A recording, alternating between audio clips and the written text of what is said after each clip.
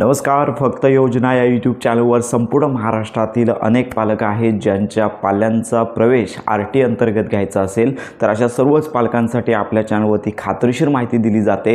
अनेक पालकांचा प्रश्न होता की ऑनलाईन फॉर्म कधी सुरू होणार, तर या संदर्भात आपण प्रॉपर माहिती घेणार आहोत. तर आपण सांगितलेलंच होतं की RT अंतर्गत जी प्रवेश प्रक्रिया आहे तर त्याची दोन टप्पे असतात. याच्यामध्ये पहिला टप्पा आहे शाळा नोंदणी आणि दुसरा टप्पा आहे पालकांसाठीचे ऑनलाईन फॉर्म. तर साधारणतः शाळा नोंदणी सुरू आहे आणि 19 जानेवारीपर्यंत शाळा नोंदणीसाठी मुदत देण्यात आलेली आहे. आता काहीच दिवस बाकी आहे. साधारणतः जर मुदतवाढ झाली तर शाळा नोंदणीसाठी 5 ते 4 दिवसांची मुदतवाढ होऊ शकते. आणि या सगळ्या गोष्टींवर लक्षात घेता साधारणतः लक्षात घ्या की 20 तारखेनंतरच, लक्षात घ्या की याची कोणती अशी फायनल डेट नाही आहे, 20 तारखेनंतरच विद्यार्थ्यांचे ऑनलाईन फॉर्म पालकांना भरता येणार आहे. तर याच्यामध्ये आपण सांगतच आहोत केवळ पहिलीच्या वर्गासाठी आणि त्याचबरोबर 3 वर्षानंतरचा वर्ग आहे. नर्सरी असेल तर अशा शाळांसाठी तुम्हाला अर्ज करता येणार आहे.